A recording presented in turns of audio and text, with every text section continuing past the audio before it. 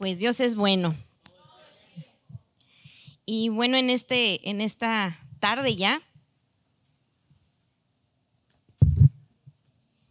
vamos a ir a la palabra y vamos a pedirle al Señor que nos dé de su sabiduría y de su gracia, que el Señor nos hable y que Él sea el que ministre, el que nos enseñe en esta tarde.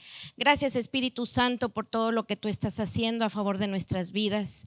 Gracias, Señor, porque yo sé que tú tienes un cuidado muy especial en la vida de cada uno de tus hijos. Espíritu Santo, sé tú el que nos ministres en este día. Sé tú hablándonos, sé tú tocándonos, Padre, en el nombre precioso de Jesús. Amén. Bien, y el primer versículo que vamos a leer es el Salmo 103, versículo 19 y 20. El Salmo 103, 19 y 20, y este mensaje se titula Completando el reino de Dios. Salmo 103, 19 y 20, lo tenemos, vamos a leerlo todos juntos. Dice: Jehová estableció en los cielos su trono, y su reino domina sobre todos. Versículo 20, bendecid a Jehová vosotros sus ángeles, poderosos en fortaleza, que ejecutáis su palabra, obedeciendo a la voz de su precepto. Aquí estamos viendo cómo los ángeles dice que obedecen al precepto de la voz de Dios, no a la nuestra, sino a Dios. Pero cuando nosotros, el Espíritu Santo nos lleva a hablar en esa sabiduría de parte de Dios, entonces ponemos a chambear a los ángeles. Y vamos a recordar algunas cosas importantes que Dios nos ha estado entregando en este último tiempo. Y una de las cosas de lo que Dios nos ha estado hablando es el gozo de vivir en el gozo de nuestra salvación, donde nosotros nuestro gozo lo bajamos del cielo, no de las circunstancias, no de lo que vemos, no de lo que oímos, sino de lo que podemos bajar del cielo, de los recursos del cielo. Y para esto, pues Dios nos lleva a que nosotros disfrutemos esa salvación tan grande que Dios nos da. ¿Y cómo la disfrutamos? A través de esa comunión con el Espíritu Santo, a través de esos tiempos de intimidad con el Padre. Entonces ahí el Señor nos entrega ese gozo en nuestra salvación. Pero vamos a recordar otra palabra que compartíamos hace más de un mes. Y en este estudio comenzamos a ver cómo había un vacante allá en el coro celestial, ¿se acuerdan? Allá había un vacío en la alabanza, porque la alabanza en un principio le había sido encomendada a Luzbel. Sin embargo, él cayó y ahora quien dirige la alabanza pues somos todos nosotros.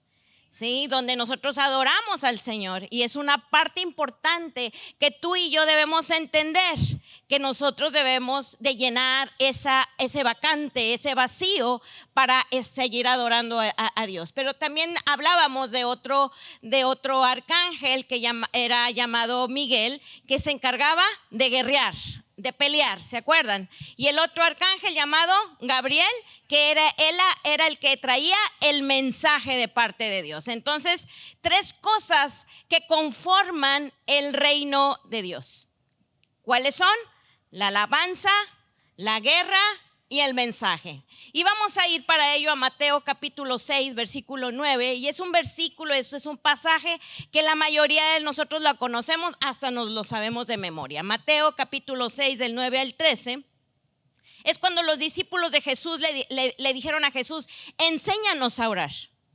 Y entonces Jesús dice en el versículo 9: vosotros pues cuando oraréis así: Padre nuestro que estás en los cielos, santificado sea tu nombre, venga tu reino, hágase tu voluntad como en el cielo, así también en la tierra. El pan nuestro de cada día, dásnoslo hoy.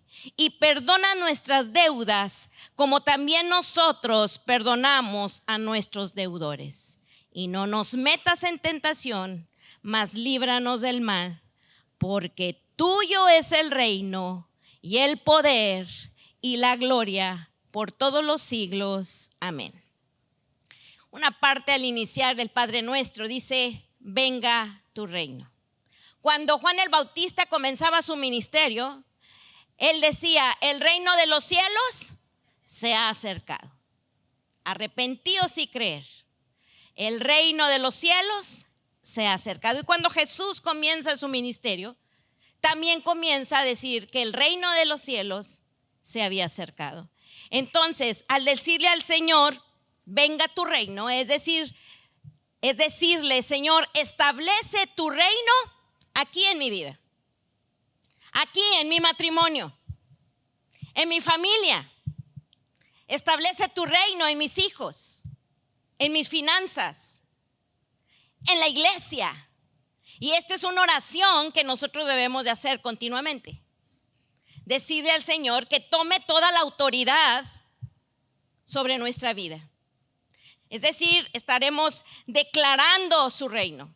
Dice: tuyo es el reino, el poder y la gloria. Como cuando Nicodemo, un fariseo de los eruditos de aquel entonces, un fariseo, tal vez por pena, llega a Jesús, lo busca de noche, y entonces él le dice que era necesario para entrar en el reino de los cielos. Y Jesús le comienza a decir que era necesario nacer de nuevo. Y él dice: pero ¿cómo un hombre viejo puede volver a entrar al vientre de su madre? Él no podía comprender lo espiritual. Pero Jesús le dice algo importante. Le dice: el que no naciere de nuevo, dice, no puede ver el reino de Dios. Y le sigue diciendo, dice: y el que no naciere del agua y del espíritu no podrá entrar en el reino de Dios. Es decir, tú y yo necesitamos recibir a Jesús como nuestro Señor y Salvador. Que Él sea el que gobierne nuestra vida, para poderle decir: venga a nosotros tu reino, hágase tu voluntad, toma la autoridad en mi vida, en mi corazón, en cada área. Sí, porque a veces le decimos: sí, Señor, pásale aquí a la sala, porque es lo que más limpio tenemos, ¿verdad? Ahí en la sala donde todo tal vez esté en orden. Pero Señor, no entres a mi cuarto, porque creo que ni la cama he tendido. Está todo ahí menos en el closet, ¿verdad? Porque a lo mejor si abre el closet se caen todas las cosas. Y así muchas veces estamos en nuestra vida así. No le dejamos al Señor que gobierne y que tome autoridad ahí en las cosas más pequeñas, pero que a veces son las que nos estorban más. Entonces necesitamos decirle al Señor que Él haga su voluntad aquí en nuestra vida. Entonces, el reino de Dios debe establecerse en nuestra vida, donde debemos dejar a Jesús entrar en cada parte de nuestro corazón. Ahí en cada parte de nuestra alma, de nuestros sentimientos, de nuestras emociones, de nuestra voluntad. Ahí donde Él va a tomar toda la autoridad, todo el dominio sobre nuestra vida. Y entonces dijimos que el reino de Dios son tres cosas. Uno lo forma la alabanza, otra la guerra y otro el mensaje. Y ahorita vamos a ver cómo caminan en acuerdo estas tres cosas. Pero vamos a ir a Proverbios capítulo 9 y vamos a leer el versículo 8 y 9 de Proverbios 9, 8 y 9. No sé si me pudieran prender unos ventiladores de adelante para que me dé así de rebote el fresco. Por favor. Dice, lo tenemos. Proverbios 9, 8 y 9 dice: no reprendas al escarnecedor para que no te aborrezca. Corrige al sabio y te amará. Que le den a la pared, por favor. Corrige al sabio y te amará. Da al sabio y será más sabio. Enseña al justo y aumentará su saber. Dice: no reprendas ¿a quién? Al escarnecedor. Escarnecedor se puede traducir como burlador, un hombre burlón. Entonces aquí podemos preguntar, aquí está hablando de gente burlona, de gente sabia y de gente justa. Pero ¿quiénes somos sabios y justos en este lugar?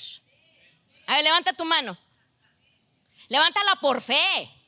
Sí, que el Señor a través de su sangre nos hace justos y a través de su palabra nos hace sabios.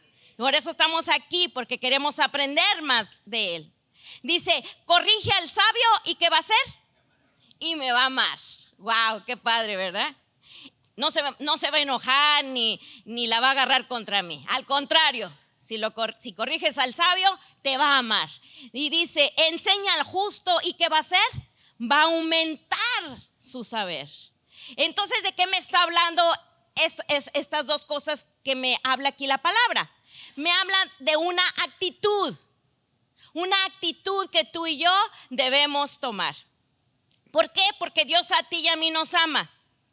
Él nos corrige, Él nos enseña. Es decir, nos lleva en un proceso de disciplina. Porque Dios al que ama, disciplina. Y luego sigue diciendo, y azota a todo el que recibe por hijo. ¿Quiénes son hijos de Dios? A ver, saquen los látigos.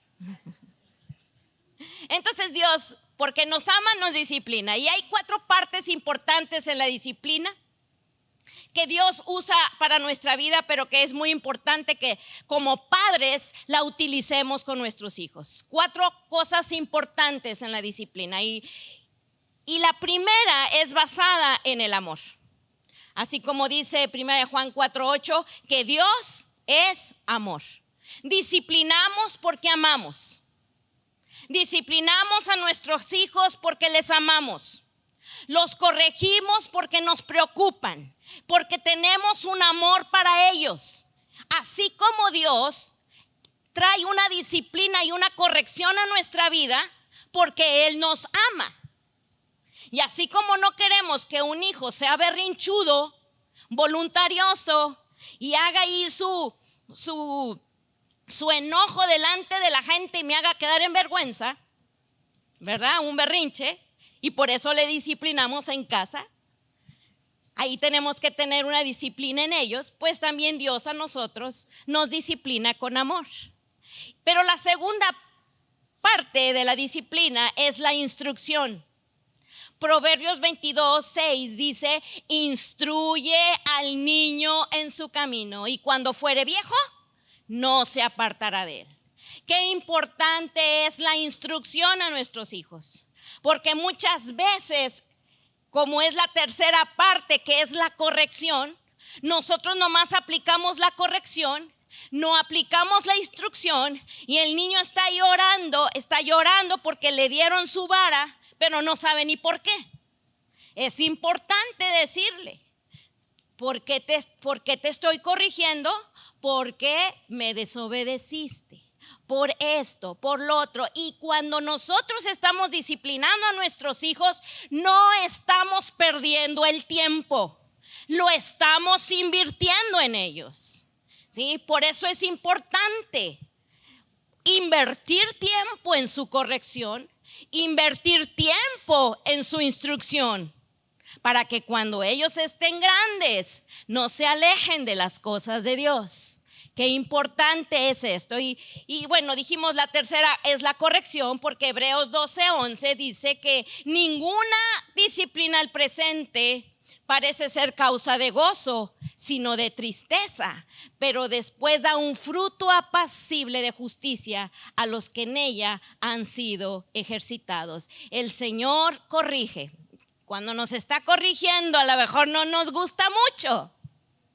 Como cuando le están dando al niño, ¿verdad? Su corrección ahí en las pompis, donde fue diseñado por Dios para que no lo lastimes. Ahí, su varita, le estás corrigiendo. Yo no he visto hasta ahorita algún niño que dice, ¡ah, qué bonito, qué rico se siente, papá! Dale más fuerte. ¿Verdad que no? La corrección duele. Es un momento de tristeza, pero después da un fruto apacible de justicia. Entonces Dios nos ama y nos corrige. Y el cuarto punto, que tal vez es el más difícil para todos, el cuarto es el ejemplo.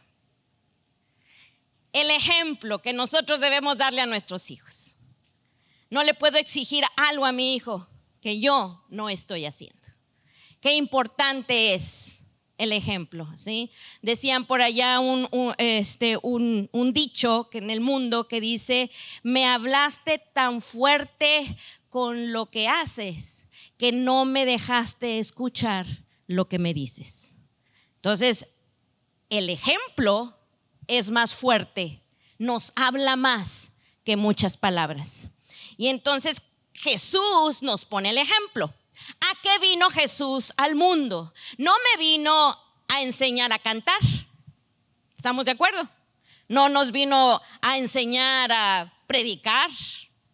No nos vino a enseñar muchas cosas, no. ¿Qué nos enseñó Jesús con su ejemplo? Él nos enseñó a orar. Él vino a enseñarme a orar. Entonces, ¿qué actitud debemos tomar ante todo esto? Y vamos a ver Mateo 11, 16 al 19, y vamos a ver aquí Jesús está hablando. Y dice en Mateo 11, 16, dice: ¿mas a qué compararé esta generación? Es semejante a los muchachos que se sientan en las plazas y dan voces a sus compañeros diciendo: os tocamos flauta y no bailasteis, os endechamos y no lamentasteis. Porque vino Juan, aquí está hablando de Juan el Bautista, que ni comía ni bebía, y dicen: demonio tiene. Vino el Hijo del Hombre, que come y bebe, y dicen: he aquí un hombre comilón y bebedor de vino, amigo de publicanos y de pecadores. Así le decían a Jesús. Pero la sabiduría es justificada por sus hijos. ¿De qué me está hablando esta palabra aquí que acabamos de leer en Mateo 11? Estamos encontrando que nos habla de una generación, dice, de unos muchachos, y que había en ellos una apatía completa. Nada les parecía. Todo estaban criticando. Esta generación estaba tomando una apatía para recibir el reino de Dios. Y nada les gustaba. Porque tanto Jesús como Juan el Bautista, dijimos, estaban anunciando el reino de Dios. Ellos decían: el reino de Dios se está acercando. ¿Y cómo estaban ellos? Apáticos. Entonces, ¿qué diferencia hay cuando cada día nos levantamos por la mañana y le decimos: Señor, gracias por este día tan maravilloso? Gracias porque amanecí hoy con vida. Gracias porque hoy son nuevas para mi vida tus misericordias. Grande es tu fidelidad para conmigo. Y estamos agradeciéndole por todo lo que Él nos ha dado. Ahí mismo en Mateo, pero en capítulo 11, pero en el versículo 12, dice: desde los días de Juan el Bautista hasta ahora, el reino de los cielos sufre violencia y los violentos lo arrebatan. Otra traducción dice: los valientes lo arrebatan. Tengo que tomar valor. Tengo que tomar valor para quitar de mi vida toda apatía, para poder disfrutar lo que Dios ha entregado en su reino. Yo debo de quitar toda apatía, no mostrándome apático con mis actitudes. ¿Por qué? Porque cuando yo quito mi apatía, entonces voy a estar disfrutando el reino de Dios. Hay justicia, paz y gozo en el Espíritu Santo cuando está su reino. Entonces, ¿qué constituye, dijimos, el reino de Dios? ¿Qué lo componen? La alabanza, la guerra y el mensaje. Entonces, dijimos, hay vacantes en la alabanza. Y tú y yo debemos llenar este vacío ahí en el reino de Dios. Porque cuando nosotros adoramos, cuando nosotros estamos alabándole al Señor, viene Miguel, viene y pelea esa buena batalla. Y cuando ha vencido, entonces viene Gabriel a entregar un mensaje poderoso de parte de Dios. En Mateo 6, lo que acabamos de leer del Padre Nuestro, son 5 versículos que me hablan del Padre Nuestro. 5 versículos donde Jesús nos enseña a orar. Y tal vez nosotros, si lo comenzamos a leer, los podemos decir en menos de 25, 30 segundos y ya terminé. Bueno, pero para durar un poquito más, a lo mejor lo podemos comenzar a cantar. Como hay un canto, ¿verdad? Que dice: Padre nuestro en el cielo, tu nombre santo es. A lo mejor lo terminamos de cantar y duramos 5 minutos, cuando mucho. Pero Jesús les dice a sus discípulos que no pudieron orar tan solamente 1 hora. Se quedaban dormidos, como tú y yo comprenderemos muchas veces. Se quedaron dormidos. Pero Jesús me está enseñando a orar. Dice la palabra que Él se retiraba de sus discípulos como a un tiro de piedra. Y esto es bien interesante porque dice que es un tiro de piedra. Es esto, ¿verdad? Forma una, en las matemáticas, los que estudiaron matemáticas ven que es una parábola, ¿sí? Y en ese tiro de piedra, Él se apartaba ¿a qué? A orar. Y cuando habla la palabra de excelencia, nos habla de una hipérbola, matemáticas, ¿sí? Hipérbola es una parábola así y aquí sube. ¿De qué me habla? De que cuando yo me aparto a orar, lo que atamos en la tierra será atado en los cielos. Lo que yo desato en la tierra en el nombre de Jesús será desatado en los cielos. Nos habla de vivir en una excelencia en el reino de Dios. Por eso es tan importante el que tú y yo oremos. El que tú y yo declaremos: venga tu reino a mi vida. Venga tu reino a mi hogar. Y ahí donde están las discordias, y ahí donde están los pleitos, lo que yo ato en el nombre de Jesús aquí en la tierra, Él lo hace, Él lo desata en los cielos, y hay una gloria de su reino viniendo en nuestro hogar, y ahí va a haber perdón, y ahí va a haber sanidad. Y ahí va a haber restauración en las relaciones en mi hogar, porque lo que el Señor nos hace es que tú y yo aprendamos a orar y a adorar a nuestro Dios. Porque entonces dijimos, estamos llenando un vacío en los lugares celestiales, ahí en el reino de Dios, y vamos a ver su poder en nuestras vidas. Entonces, dice la palabra: Padre nuestro que estás en los cielos. ¿Y que sigue? Santificado sea tu nombre. La oración modelo que Jesús nos da comienza adorando al Señor. La oración modelo que tú y yo debemos estar practicando de continuo comienza con la adoración a nuestro Dios. Santificado, santo, santo, santo sea tu nombre. Estamos magnificando a nuestro Dios. Como un ejemplo en la palabra, el rey David, un hombre que dice que era conforme al corazón de Dios, un hombre que era sensible a la presencia de Dios, un hombre que compuso muchos salmos. Y en cada momento de su vida, ya sea que se sintiera en derrota o se sintiera en victoria, él levantaba su adoración a nuestro Dios.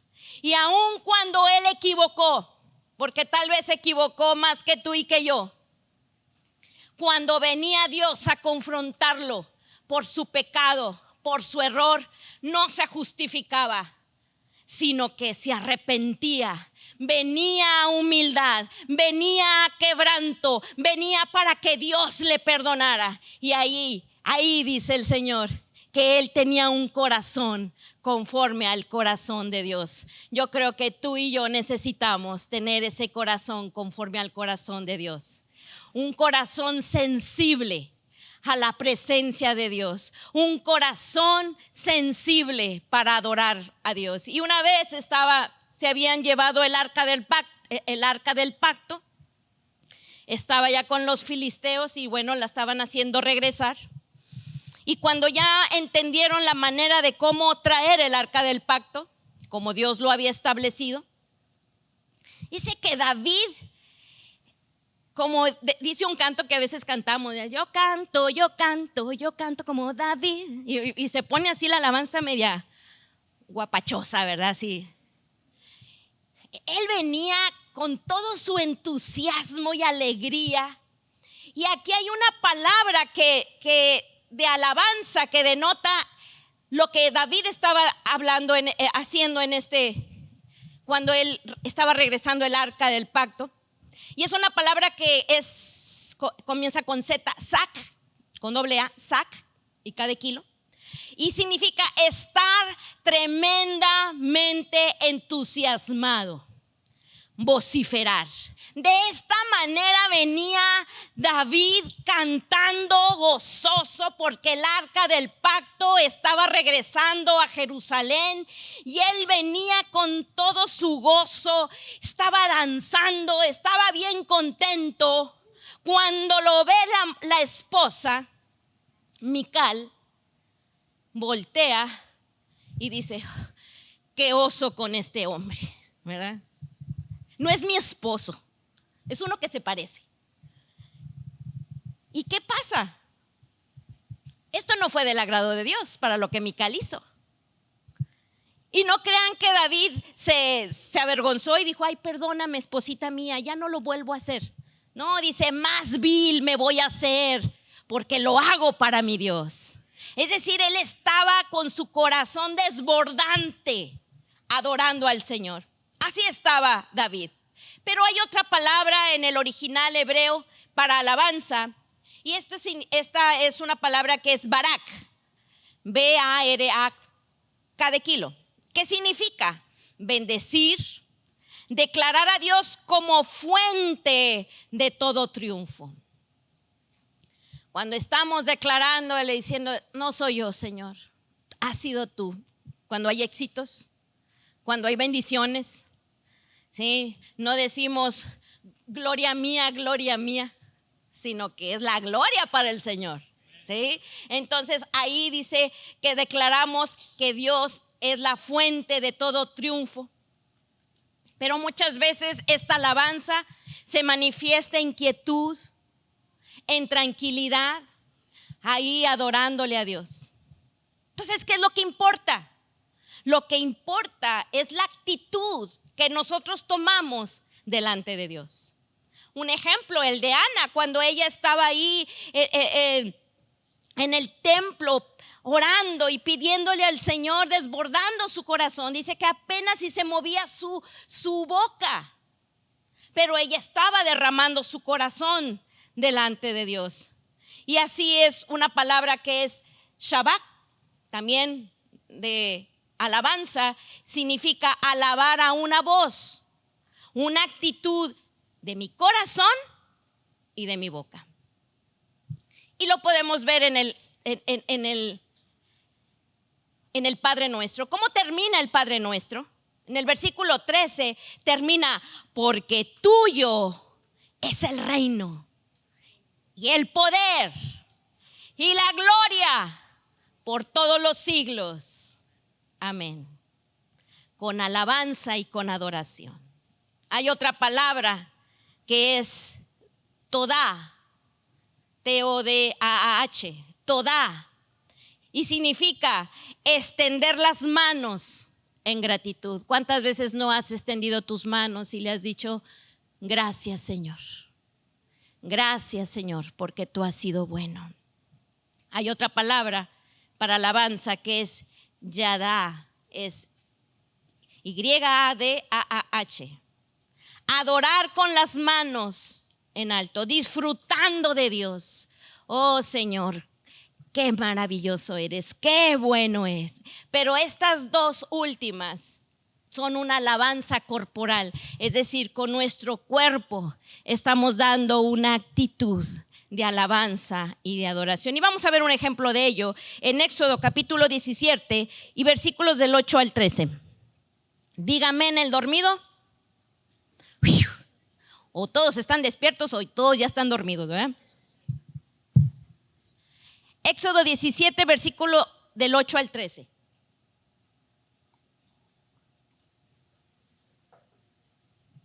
Y dice así: entonces vino Amalec y peleó contra Israel en Refidim. Y dijo Moisés a Josué: escógenos varones y sal a pelear contra Amalec. Mañana yo estaré sobre la cumbre del collado y la vara de Dios en mi mano.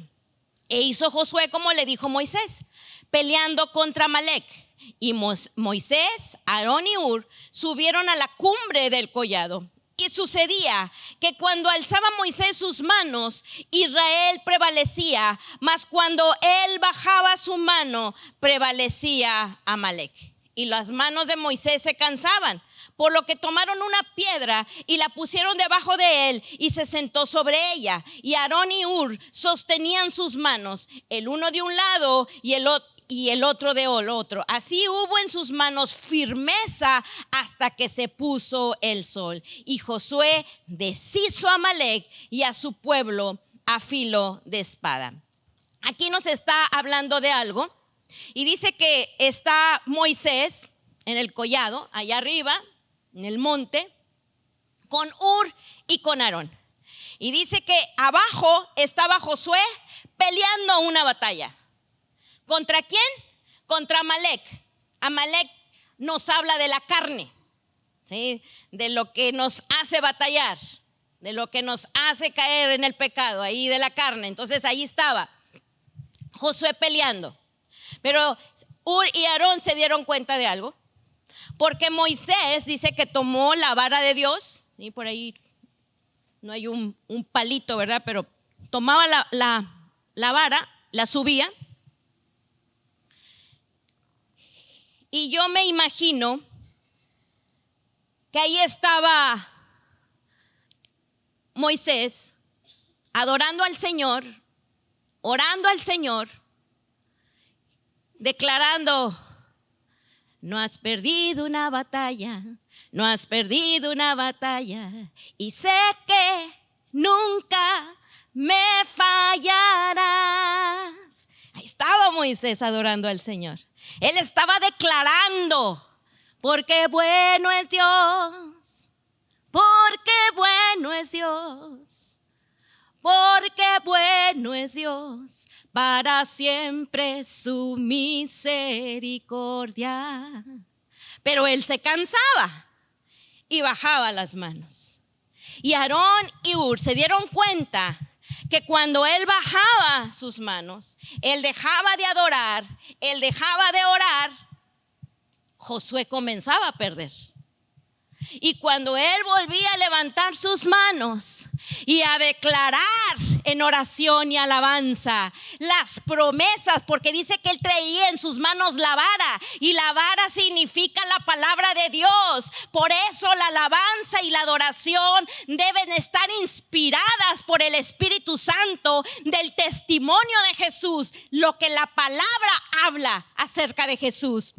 Y entonces declara las promesas de Dios. Y cuando Moisés estaba con la vara hacia arriba, había una victoria en Josué. Josué estaba ganándole a la carne. Josué estaba venciendo. ¿Por qué? Porque cuando nosotros adoramos al Señor, Miguel desciende, el guerrero, para pelear la buena batalla y darnos victoria en el nombre de Jesús.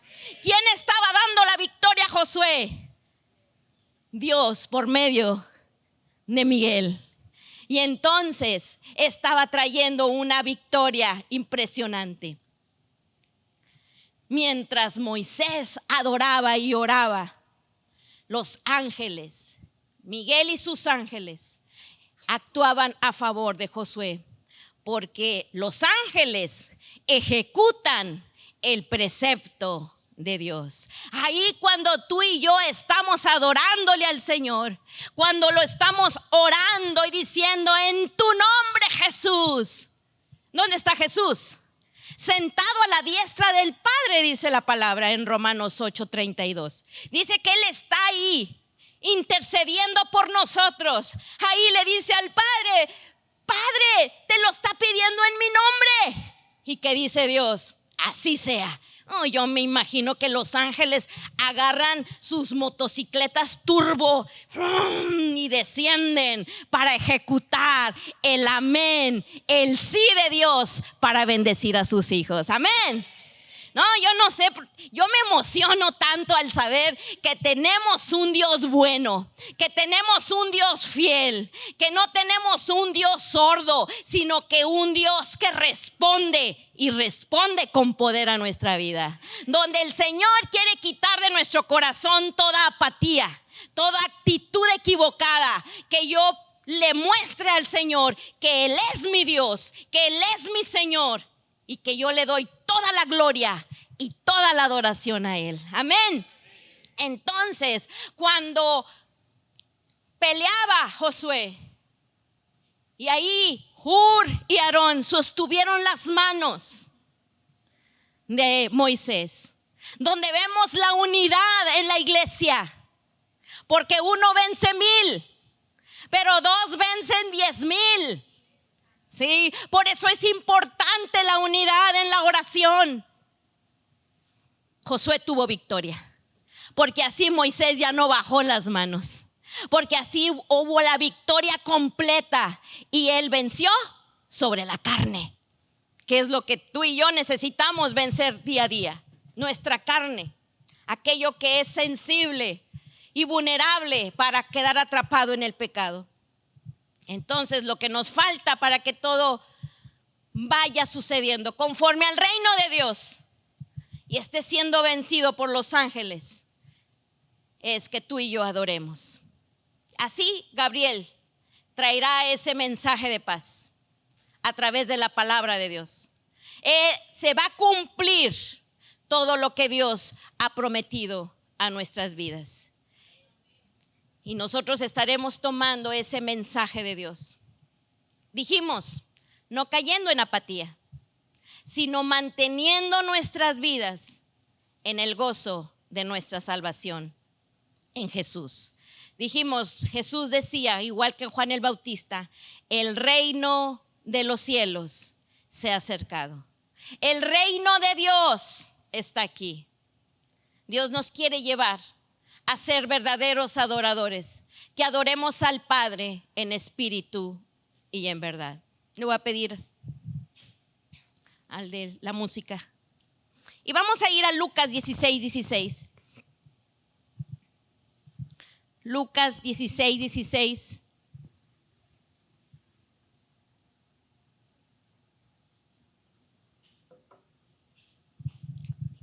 Y dice, la ley y los profetas eran hasta Juan el Bautista. Desde entonces el reino de Dios es anunciado y todos se esfuerzan por entrar en él. Yo creo que cada uno de nosotros necesitamos esta palabra, vivirla, hacerla nuestra. Cierra tus ojos y así como dice este versículo, desde entonces el reino de Dios es anunciado y todos se esfuerzan por entrar en él. Todos se esfuerzan por entrar en el reino de los cielos. Todos se esfuerzan. Donde esa necesidad de alabar y adorar a Dios está viniendo sobre cada uno de nosotros. Dile con todo tu corazón, dile, Señor, quiero creer esta palabra. Quiero creer esta palabra en el nombre de Jesús. versículo más, Marcos 9, 23 al 24, dice: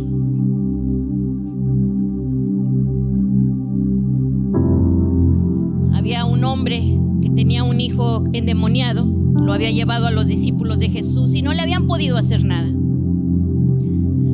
Este hombre llega con Jesús y le dice: pues si aquí lo tengo, si le puedes hacer algo. Y Jesús le dijo: yo sí puedo. Si tú puedes creer, al que cree todo le es posible. Versículo 24: inmediatamente el padre del muchacho clamó y dijo: creo, ayuda mi incredulidad. Es muy válido para Jesús. Él sabe que somos débiles, que flaqueamos, que cuando menos pensamos le fallamos, dudamos. Él, en ese momento, este hombre, él declaró y dijo: creo. A lo mejor lo estaba diciendo por fe, como muchos, como tú y yo hoy en este día, ¿verdad? Que le decimos: creo, pero luego dijo: ayuda mi incredulidad. ¿Cuántos no necesitamos decirle al Señor: ayúdame a creer, ayúdame a mantener mi fe en ti?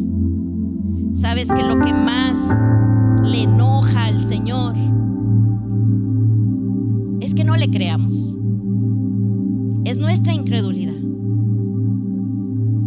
Por eso dice que al que cree, todo le es posible. No está poniendo una limitación, dice: todo le es posible. La restauración de tu matrimonio, todo le es posible. La sanidad en tus finanzas, todo le es posible. ¿Qué hay imposible para Dios? Nada. Lo que lo limita es que tú y yo dudemos, es que tú y yo no le creamos. Yo debo creer la palabra. Y hoy no vamos a salir igual, en el nombre de Jesús. Hoy vamos a salir con un corazón ensanchado en fe, con un corazón con convicción a saber que tú y yo somos adoradores en espíritu y en verdad. Porque cuando nosotros adoramos, hay alguien que pelea nuestras batallas, aún lo más difícil. Ahí el Señor se va a mover, el Señor va a declarar, el Señor va a mandar que sea hecho en el nombre de Jesús.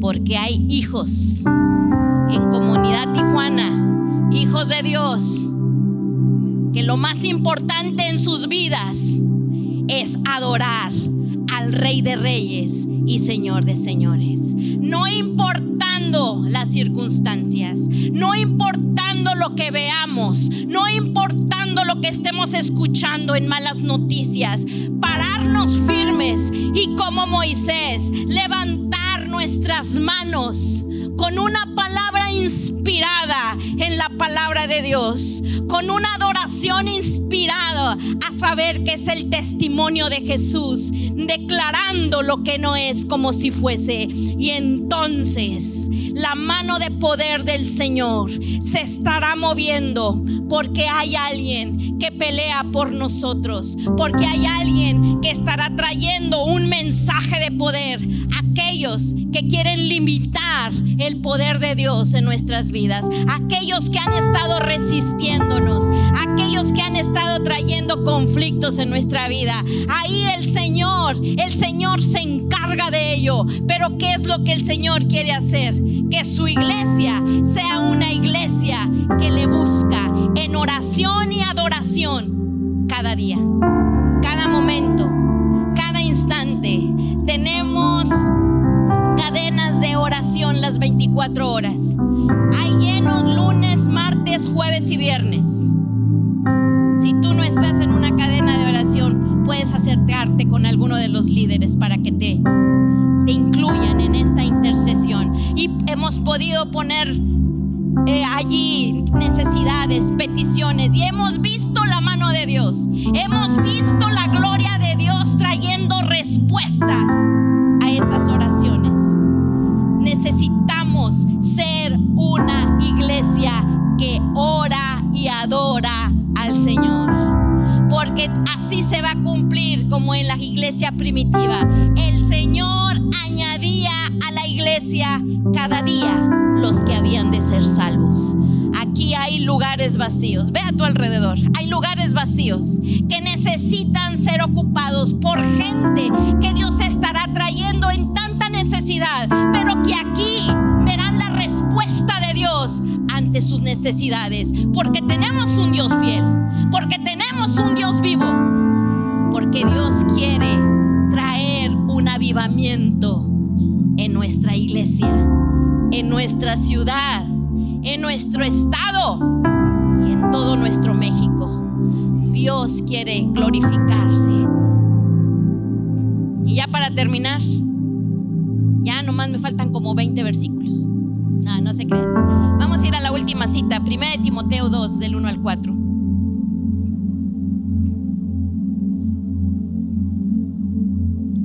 Y dice: exhorto ante todo a que se hagan rogativas, oraciones, peticiones y acciones de gracias por todos los hombres.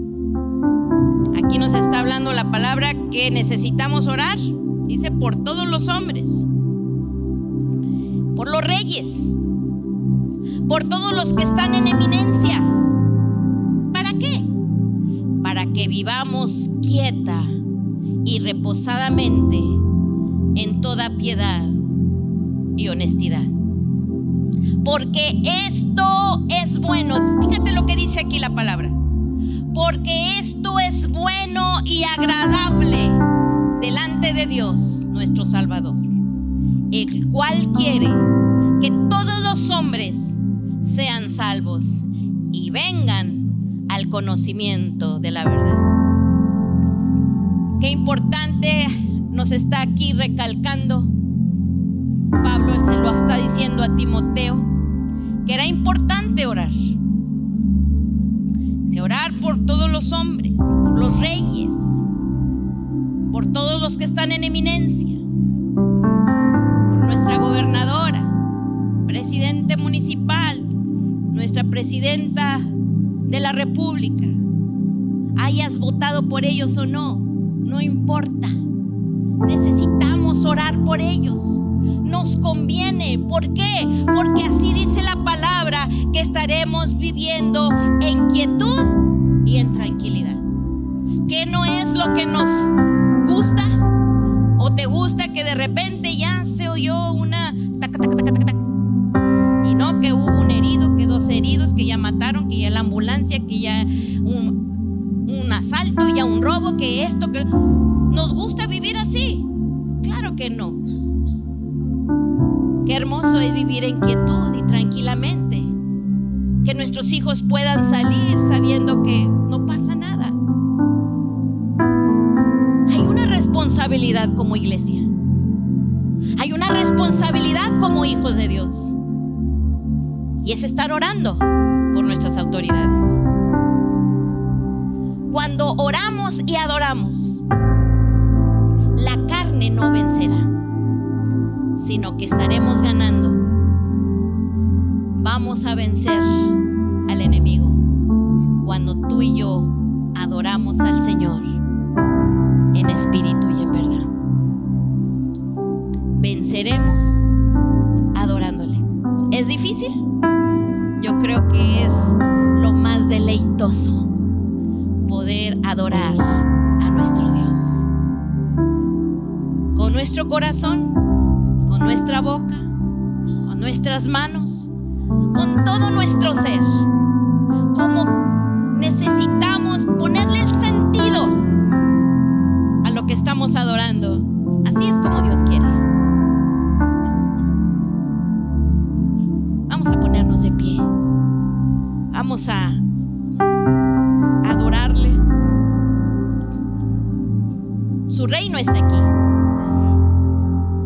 su poder, su gloria se quieren manifestar en nuestras vidas. Dice un salmo que me encanta, dice: con tremendas cosas Él nos responderá. Tenemos un Dios majestuoso, por eso Él contesta de una manera majestuosa. ¿Qué necesidad tienes? Hoy el Señor estará haciendo un milagro ahí en medio de tu vida, en medio de tu hogar, de tu matrimonio, tus finanzas. Ahí Dios lo estará haciendo. En tu trabajo Dios lo está haciendo, porque todo es posible para el que cree. Todo, dice la palabra.